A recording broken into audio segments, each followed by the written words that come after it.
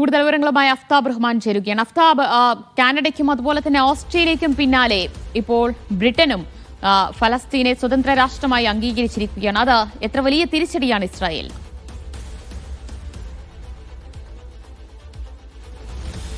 ദിവ്യ, ഇതിൽ ഏറ്റവും ശ്രദ്ധേയമായ കാര്യം ഈ ഫലസ്തീൻ വിഷയത്തിൽ ഒരുപക്ഷെ ഇസ്രായേൽ എന്ന രാഷ്ട്രത്തിന് തന്നെ, അതിന്റെ തുടക്കത്തിന് തന്നെ കാരണക്കാരായ രാജ്യമാണ് ബ്രിട്ടൻ.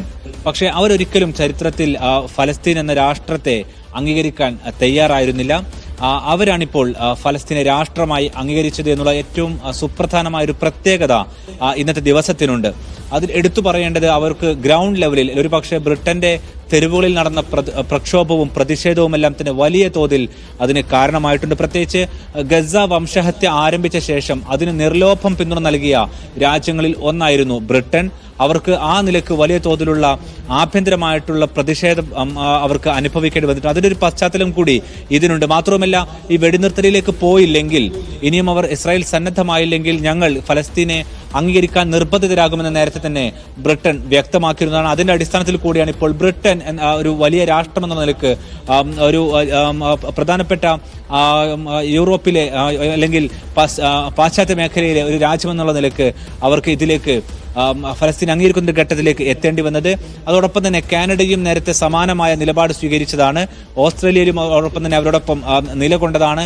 ഫ്രാൻസും സമാനമായ രീതിയിൽ തന്നെ ഈ ഉച്ചകോടിയോട് ഇന്നത്തെ UN-ന്റെ സമ്മേളനത്തോടു കൂടി അവരെ അംഗീകരിക്കുമെന്ന് പ്രഖ്യാപിച്ചതാണ്. പക്ഷേ ഇതിന്റെ ഒരു വളരെ പ്രധാനപ്പെട്ട രാഷ്ട്രീയ പ്രാധാന്യം എന്ന് പറയുന്നത് ഇത്ര അധികം വംശഹത്യ നടക്കുന്ന സമയത്ത് ഫലസ്തീനെ അംഗീകരിക്കാൻ വിവിധ യൂറോപ്യൻ രാഷ്ട്രങ്ങളും വൻകിട രാഷ്ട്രങ്ങളുമെല്ലാം തന്നെ തയ്യാറാകുമ്പോൾ അത് ഫലസ്തീൻ എന്ന് പറയുന്ന ഒരു രാഷ്ട്ര രൂപീകരണത്തിലേക്ക് അല്ലെങ്കിൽ ഒരു ദ്വിരാഷ്ട്ര ഫോർമുലയിലേക്ക് കാര്യങ്ങൾ എത്തിക്കുവാൻ സഹായിക്കും എന്നുള്ളതാണ്. അതിൽ പ്രത്യേകിച്ച് അറബ് രാഷ്ട്രങ്ങളുടെ ഒരു പങ്ക് എടുത്തു പറയേണ്ടതാണ്. കാരണം സൗദി അറേബ്യ ഉൾപ്പെടെയുള്ള രാഷ്ട്രങ്ങൾ നേരത്തെ നോർവേയുടെ പിന്തുണയോട് കൂടി റിയാദിൽ വെച്ച് ഒരു സമ്മേളനം സംഘടിപ്പിക്കുകയും ഫ്രാൻസ് ഉൾപ്പെടെയുള്ള വിവിധ രാഷ്ട്രങ്ങളെ ഇതിലേക്ക് എത്തിക്കുവാനുള്ള ശ്രമങ്ങൾ നടത്തുകയും ചെയ്തിരുന്നു. കാരണം ഈ യുദ്ധം അവസാനിപ്പിച്ചാൽ പോലും ഏറ്റവും പ്രധാനപ്പെട്ട വെല്ലുവിളിയായി നിൽക്കുക ഈ രണ്ട് മേഖലയും തമ്മിലുള്ള അരക്ഷിതാവസ്ഥയും അസ്ഥിരതയുമായിരിക്കും. അതിന് പരിഹാരമാവുക ദ്വിരാഷ്ട്ര ഫോർമുലയാണ് എന്നുള്ളതാണ് തുടക്കം മുതൽ തന്നെ അറബ് രാഷ്ട്രങ്ങൾ പറഞ്ഞുകൊണ്ടിരിക്കുന്നത്. ഇപ്പോഴും അവർ ആവശ്യപ്പെടുന്നത് ഗസയിലെ വെടിനിർത്തൽ മാത്രമല്ല, ദ്വിരാഷ്ട്ര ഫോർമുലയിലേക്ക് കാര്യങ്ങൾ എത്തിയില്ലെങ്കിൽ വീണ്ടും സമാനമായ സ്ഥിതിവിശേഷം തുടരുമെന്ന് അറബ് രാഷ്ട്രങ്ങൾ പറഞ്ഞു വെക്കുന്നുണ്ട്. അതുകൊണ്ട് തന്നെ 1967 അതിർത്തികളോട് കൂടി ജെറുസലേം ആസ്ഥാനമായുള്ള ഒരു ഫലസ്തീൻ രാഷ്ട്രം എന്നുള്ള സ്വപ്നം, അതിന് ഇസ്രായേൽ സമ്പൂർണ്ണമായും എതിരാണ്. പക്ഷെ ആ എതിർപ്പുകളെ വകവെക്കാതെയാണ് ഇപ്പോൾ ഈ 3 രാഷ്ട്രങ്ങൾ കൂടി ഫലസ്തീനെ അംഗീകരിക്കുന്നത്. ഇതൊരു പക്ഷേ ഫലസ്തീന് രാഷ്ട്രീയപരമായ നേട്ടങ്ങൾ ഉണ്ടാക്കാം. പക്ഷേ ഈ ഒരു വാർത്ത വന്നതിന് തൊട്ട് പിന്നാലെ തന്നെ ഇസ്രായേലിലെ തീവ്ര പക്ഷക്കാരായ ഒരുപക്ഷെ തീവ്രവാദ സ്വഭാവത്തിൽ തന്നെ പ്രതികരിക്കുന്ന അവരുടെ മന്ത്രിമാർ, ബെൻഗവിർ ഉൾപ്പെടെയുള്ള മന്ത്രിമാർ പറഞ്ഞിരിക്കുന്നത് വെസ്റ്റ് ബാങ്കിനെ ഞങ്ങൾ അതിവേഗത്തിൽ ഇനി അനക്സ് ചെയ്യും, അല്ലെങ്കിൽ അത് ഞങ്ങൾ പിടിച്ചെടുക്കും എന്നുള്ളതാണ് പറയുന്നത്. എന്ന് വെച്ചാൽ ഇപ്പോൾ ഗസ, നമുക്കറിയാം ഗസയും വെസ്റ്റ് ബാങ്കും രണ്ടിടങ്ങളിലായിട്ടാണ് നിൽക്കുന്നത്. ഈ വെസ്റ്റ് ബാങ്കിൽ പൂർണ്ണമായിട്ടും ഇസ്രായേലിന്റെ അധീനതയിലേക്ക് കൊണ്ടുവരികയും ഒറ്റപ്പെട്ടൊരു തുരുത്തായി മാത്രം ഫലസ്തീന്റെ മറ്റു ഭാഗങ്ങളെ അവശേഷിപ്പിക്കും എന്നുള്ളതാണ് അവർ പറയുന്നത്. എങ്കിൽ പോലും ഇതിന് ഈ ഒരു സ്വഭാവത്തിലാണ് അവരുടെ പ്രതികരണം. എങ്കിൽ പോലും കൂടുതൽ രാഷ്ട്രങ്ങൾ ഈ ഒരു സമ്മർദ്ദത്തിലേക്ക് ഇസ്രായേലിന് മേൽ എത്തുന്നത് വലിയ തോതിൽ ഈ ഫലസ്തീൻ എന്നുള്ള ഒരു ആശയത്തിന് അല്ലെങ്കിൽ ഒരു രാഷ്ട്ര രൂപീകരണത്തിലേക്കുള്ള വഴി തുറക്കുന്നുള്ള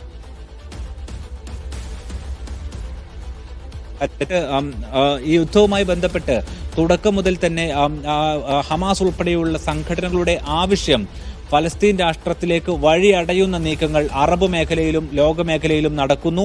അത് നിശബ്ദമായിക്കൊണ്ട് ഇസ്രായേൽ ഫലസ്തീന്റെ ഭാഗങ്ങൾ പിടിച്ചടക്കുന്നു. അത് അനുവദിക്കില്ല എന്ന് പറഞ്ഞുകൊണ്ടാണ് ഒക്ടോബർ 7 ആക്രമണം പോലും നടക്കുന്നത്. ഫലത്തിൽ ഹമാസ് ആഗ്രഹിച്ച ഒരു സ്ഥിതിവിശേഷത്തിലേക്ക് കാര്യങ്ങൾ എത്തുന്നു എന്നുള്ള ഒരു ഘട്ടം കൂടി ഈ വാർത്തയിലുണ്ട്. പ്രത്യേകിച്ച് ബ്രിട്ടന്റെ പ്രതികരണത്തിൽ ഫലസ്തീന് അനുകൂലമായ പ്രതികരണങ്ങൾ മറ്റ് രാജ്യങ്ങളിൽ നിന്ന് വരുമ്പോഴും ഇസ്രായേൽ അവരുടെ വംശഹത്യ തുടരുകയില്ലേ? അതിശക്തമായ ആക്രമണം തന്നെയല്ലേ ഇപ്പോഴും ഗസ സിറ്റിയിൽ ഉൾപ്പെടെ നടക്കുന്നത്? ദിവ്യ, അതിലൊരു സംശയവുമില്ല. നമ്മൾ നിരന്തരം എന്നോണം ഇപ്പോഴും കണ്ടുകൊണ്ടിരിക്കുന്നത് പിഞ്ചു കുഞ്ഞുങ്ങളെ അടക്കം നിർദാക്ഷിണ്യം കൊന്നു തീർക്കുന്നതാണ്. അതിൽ ഒരു വിട്ടുവീഴ്ചയും ഇസ്രായേൽ ചെയ്തിട്ടില്ല. പക്ഷെ അവരുടെ ഏറ്റവും പ്രധാനപ്പെട്ട ഒരു വെല്ലുവിളി എന്ന് പറയുന്നത് അറബ് മേഖലയിൽ ഉൾപ്പെടെ അവരുടെ സ്വാധീനം നഷ്ടമാകുന്ന സ്ഥിതിവിശേഷത്തിലേക്ക് കാര്യങ്ങൾ എത്തിയെന്നുള്ളതും ഈ ഒരു ഘട്ടത്തിന്റെ പ്രത്യേകതയാണ്. ഒരു വശത്ത് വിവിധ ലോകരാഷ്ട്രങ്ങൾ എന്ന് വെച്ചാൽ ഇസ്രായേലിനോട് നിരന്തരം എന്നോണം ഇടപഴകുകയും അവർക്ക് ആയുധങ്ങൾ എത്തിക്കുകയും സാമ്പത്തികമായി നിർലോഭം പിന്തുണ നൽകുകയും ചെയ്ത രാഷ്ട്രങ്ങൾ ഒരു വശത്ത് ഫലസ്തീനെ അംഗീകരിക്കുന്നു. മറുവശത്ത് അവർ കൂട്ടുകൂടാൻ ആഗ്രഹിച്ചിരുന്ന അറബ് രാഷ്ട്രങ്ങൾ അതിനുമേൽ ഇപ്പോൾ ഖത്തറിന് മേൽ ആക്രമണം നടത്തുകയും അതോടൊപ്പം തന്നെ സൗദി അറേബ്യ ഉൾപ്പെടെ രാഷ്ട്രവുമായി അടുക്കുവാനുള്ള ശ്രമവുമാണ് നടത്തിക്കൊണ്ടിരുന്നത്. പക്ഷേ ഖത്തർ ആക്രമണത്തോടു കൂടി സംഭവിച്ച മറ്റൊരു കാര്യം ഇസ്രായേൽ ഈ അറബ് രാഷ്ട്രങ്ങളുമായുള്ള ബന്ധത്തിൽ നിന്ന് പോലും കൂടുതൽ അകലുന്നതാണ്. പൊളിറ്റിക്കലി രാഷ്ട്രീയപരമായി നോക്കുമ്പോൾ ഇസ്രായേൽ ഇപ്പോഴും ആക്രമണം നടത്തുന്നെങ്കിൽ പോലും അവർ ഒറ്റപ്പെട്ടു പോകുന്ന സ്ഥിതിവിശേഷത്തിലേക്ക് കാര്യങ്ങൾ എത്തുന്നുണ്ട് എന്ന് മാത്രമല്ല, അവിടെയുള്ള ബന്ദികളാക്കപ്പെട്ട ആളുകളുടെ ജീവൻ പോലും ഭീഷണിയാകുന്ന തരത്തിൽ നെതന്യാഹു ഇടപെടുന്നതിനെ അവിടുത്തെ ജനങ്ങൾ പോലും അദ്ദേഹത്തിനെതിരെ തെരുവിലിറങ്ങുന്നുണ്ട്. ഏത് നിമിഷം യുദ്ധം അവസാനിക്കുന്നുമോ ആ നിമിഷം നെതന്യാഹുവിന് പടിയിറങ്ങേണ്ട സ്ഥിതിവിശേഷം ആ നാട്ടിലുണ്ട്. അതുകൊണ്ട് തന്നെ ഈ വംശഹത്യ ഈ ഒരു തരത്തിൽ തന്നെ തുടരുകയാണ്. ഇതിന് ഏതെങ്കിലും തരത്തിലുള്ള ഒരു പ്രശ്നപരിഹാരം വേണമെങ്കിൽ അതിൽ ഇടപെടാനാകുക ഖത്തർ ഉൾപ്പെടെയുള്ള ഈജിപ്ത് ഉൾപ്പെടെയുള്ള രാഷ്ട്രങ്ങൾക്കാണ്. പക്ഷേ നേരത്തെ ഇടപെട്ട ഖത്തർ ഇപ്പോൾ ആവശ്യപ്പെടുന്നത് ഇസ്രായേൽ മാപ്പ് പറയാത്ത പക്ഷം അവരുമായിട്ട് ഇനി ഒരു ചർച്ചയിലേക്ക് പോകുവാൻ അവർക്ക് സാധിക്കില്ല എന്നുള്ളത് അവരെ അറിയിച്ചതായിട്ടുള്ള റിപ്പോർട്ടുകൾ കൂടി വരുന്നുണ്ട്. ഇതിൽ ഒരു ഔദ്യോഗിക സ്ഥിരീകരണമില്ല, പക്ഷേ അത്തരമൊരു നിർദ്ദേശം അവർ മുന്നോട്ട് വെച്ചതായിട്ട് പറയപ്പെടുന്നുണ്ട്. പക്ഷേ ഇങ്ങനെ ഒരു ഘട്ടത്തിലേക്ക് എത്തിയാൽ മാത്രം ഇനി വെടിനിർത്തലിലേക്കും സമാധാന അന്തരീക്ഷത്തിലേക്കും നീങ്ങുകയുള്ളൂ. പക്ഷേ ഫലസ്തീൻ എന്ന രാഷ്ട്രത്തെ സംബന്ധിച്ചിടത്തോളം അവിടെയുള്ള ഇപ്പോൾ ഏതാണ്ട് 20 ലക്ഷത്തോളം വരുന്ന ജനങ്ങൾ ഏതാണ്ട് 60,000 ആളുകളെ കൊന്നു കഴിഞ്ഞു. ഇപ്പോഴും ഏതാണ്ട് 20,000 ആളുകൾ അവിടെ അവശേഷിക്കുന്നുണ്ട്. ഗസ സിറ്റിയിലേക്ക് അധിനിവേശവും ഒപ്പം തന്നെ വംശഹത്യവും വലിയ തോതിൽ നടന്നുകൊണ്ടിരിക്കുകയും ചെയ്യുന്നുണ്ട്. ഈ ഒരു ഘട്ടത്തിൽ ഇനി ഇതിനെ തടയിടാനുള്ള ഏക മാർഗം എന്ന് പറയുന്നത് വൻ ശക്തി രാഷ്ട്രങ്ങൾ ഇസ്രായേലിന് മേൽ സമ്മർദ്ദം ചെലുത്തുക എന്നുള്ളതാണ്. അതിന്റെ ആദ്യ പടിയായി വേണമെങ്കിൽ നമുക്ക് ഈ ഒരു ഇന്നിപ്പോൾ ഫലസ്തീനെ രാഷ്ട്രമായി അംഗീകരിച്ച ബ്രിട്ടന്റെയും കാനഡയുടെയും ഓസ്ട്രേലിയയുടെയും എല്ലാം തന്നെ നടപടികളെ വിശേഷിപ്പിക്കാം. കാരണം ഇത്രയധികം രാഷ്ട്രങ്ങൾ ഒന്നിച്ച് ഇസ്രായേലിനെതിരെ വരുന്നത് വലിയ തോതിലുള്ള രാഷ്ട്രീയ സമ്മർദ്ദം അവർക്ക് മേൽ ഉയർത്തും. മറ്റൊരു പ്രധാനപ്പെട്ട കാര്യം, ഇനി ഇങ്ങനെയൊക്കെ ഒരു അംഗീകാരം ഫലസ്തീൻ ലഭിച്ചാൽ പോലും ഇതിൽ ഏറ്റവും പ്രധാനപ്പെട്ട കാര്യം ഫലസ്തീൻ ഒരു ഐക്യരാഷ്ട്രസഭയിലെ സ്ഥിരം അംഗമല്ല എന്നുള്ളൊരു പ്രത്യേകത കൂടി ഇതിലുണ്ട്. സ്ഥിരാംഗത്വം ലഭിക്കണമെങ്കിൽ ഈ സുരക്ഷാ കൗൺസിലിന്റെ സമ്മതം വേണം. പക്ഷേ സുരക്ഷാ കൗൺസിലിലേക്ക് എത്തുമ്പോഴെല്ലാം അതിനെ എതിർക്കുന്ന ഏക രാഷ്ട്രം US ആണ്. അതുകൊണ്ട് തന്നെ വലിയ തോതിൽ മറ്റു രാഷ്ട്രങ്ങളെല്ലാം തന്നെ ഈ തരത്തിൽ ഫലസ്തീനെ അംഗീകരിക്കുന്ന സ്ഥിതിവിശേഷത്തിലേക്ക് എത്തിക്കഴിഞ്ഞാൽ US-നും സമാനമായ രീതിയിൽ തന്നെ വലിയ തോതിലുള്ള പ്രഷർ അല്ലെങ്കിൽ സമ്മർദ്ദം ഇതിനുമേൽ അനുഭവിക്കുകയും ഇടപെടുകയും ചെയ്തു വരുന്നതാണ് അന്താരാഷ്ട്ര മാധ്യമങ്ങളുടെ ഒരു വിലയിരുത്തൽ. ദിവ്യ, എന്തായാലും കാനഡയ്ക്കും അതുപോലെ തന്നെ ഓസ്ട്രേലിയക്കും പിറകെയാണ് ഇപ്പോൾ ബ്രിട്ടനും ഫലസ്തീനെ സ്വതന്ത്ര രാഷ്ട്രമായി അംഗീകരിച്ചിരിക്കുന്നത്. പക്ഷേ ഇപ്പോഴും അതിശക്തമായ ആക്രമണമാണ് ഇസ്രായേൽ ഗസയിൽ നടത്തിക്കൊണ്ടിരിക്കുന്നത്. ഇസ്രായേലും ഇതിനെതിരെ വലിയ രീതിയിൽ നെതന്യാഹു വിരുദ്ധ പ്രക്ഷോഭവും ശക്തമാണ്. അഫ്താബ് റഹ്മാനാണ്